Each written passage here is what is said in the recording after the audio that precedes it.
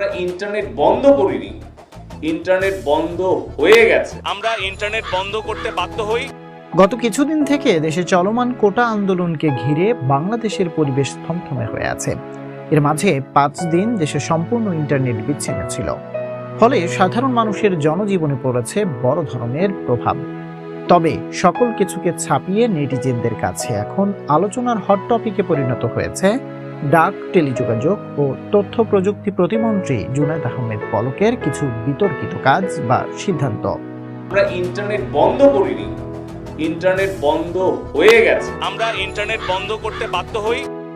আমাদের আজকের ভিডিওতে আমরা জানাবো পলকের এমন কয়েকটি বিতর্কিত বিষয় নিয়ে।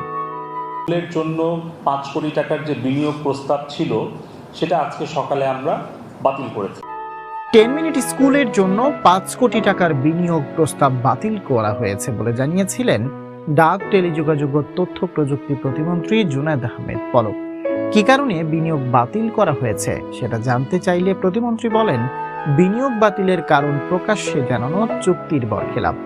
তবে তিনি বলেন, যেসব কারণ দেখিয়ে বন্ধ করা হয়েছে বলে খবর ছড়াচ্ছে, সেই ভিত্তিতে বলবো, কেউ যদি বাংলাদেশ মুক্তিযুদ্ধ ও বঙ্গবন্ধু নিয়ে বিতর্ক তোলে, এসব আদর্শের বিরুদ্ধে অবস্থান নেয়, সেখানে সরকার ব্যবস্থা নেবেই।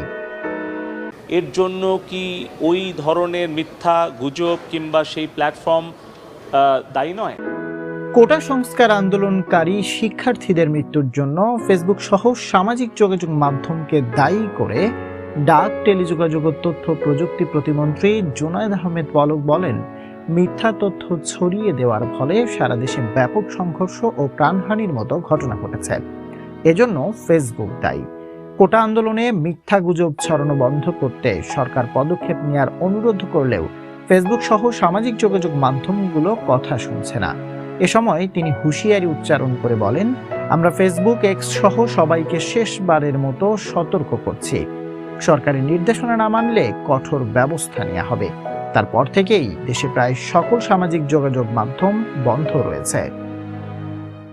পাওয়ার এবং ইন্টারনেট সহ পুরো ব্যবস্থাটাই সেই সময় বিচ্ছিন্ন হয়ে যায় এবং আমরা ইন্টারনেট বন্ধ করতে বাধ্য হই। আমরা ইন্টারনেট বন্ধ করতে বাধ্য হই।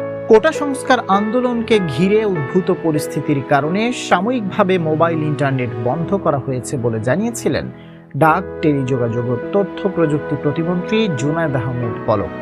18 জুলাই এই তথ্য তিনি জানিয়েছিলেন। প্রতিমন্ত্রী বলেন, শিক্ষার্থীদের আন্দোলনকে ঘিরে সামাজিক যোগাযোগ মাধ্যমে স্বার্থান্বেষী মহলে নানা গুজব আর অস্থিতিশীল পরিস্থিতির জন্য সাময়িকভাবে মোবাইল ইন্টারনেট বন্ধ করা হয়েছে। এর জন্য পূর্বে কোনো ঘোষণা দেওয়া হয়নি। পরিস্থিতি বুঝে এই সিদ্ধান্ত নেওয়া হয়েছে। পরিস্থিতি স্বাভাবিক হলে দ্রুত সংযোগ দেওয়া হবে বলে জানিয়েছেন তিনি। এতে করে দেশের ও দেশের বাইরে থাকা প্রবাসীরা পরিবারের কারোর সাথে যোগাযোগ করতে না পারায় ক্ষোভ ছড়াচ্ছেন সামাজিক যোগাযোগ মাধ্যমে। আমরা ইন্টারনেট বন্ধ করিনি, ইন্টারনেট বন্ধ হয়ে গেছে। আমরা ইন্টারনেট বন্ধ করতে বাধ্য হই। ডাক, টেলিযোগাযোগ ও তথ্য প্রযুক্তি প্রতিমন্ত্রী জুনায়েদ আহমেদ পলক বলেছেন, সরকার দেশে ইন্টারনেট বন্ধ করেনি, ইন্টারনেট বন্ধ হয়ে গেছে।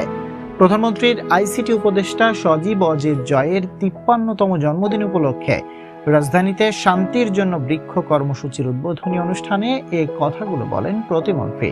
তিনি অভিযোগ করেছেন, আন্দোলনের সময় ডাটা সেন্টারে আগুন এবং কেবল কেটে ফেলার কারণে ইন্টারনেট বন্ধ হয়েছে। যদিও এর আগে 18 জুলাই তিনি বলেছিলেন, কোটা সংস্কার আন্দোলনকে ঘিরে উদ্ভূত পরিস্থিতির কারণে সাময়িকভাবে মোবাইল ইন্টারনেট বন্ধ করা হয়েছে। এ ঘটনা ঘটার পর থেকেই সমগ্র দেশে ও দেশের বাইরে ট্রলের বিষয়ে পরিণত হয়েছেন পলক। দেশে এখন সীমিত পরিসরে নেট সেবা পেলেও পরিচিত সামাজিক যোগাযোগ মাধ্যম ফেসবুক, টিকটক, এক্স সহ কোনো কিছুই ব্যবহার করতে পারছেন না জনগণ। আপনি যদি এ পর্যন্ত আমাদের ভিডিওটি দেখে থাকেন, তাহলে লাইক, শেয়ার দিয়ে আমাদের সাথেই থাকুন।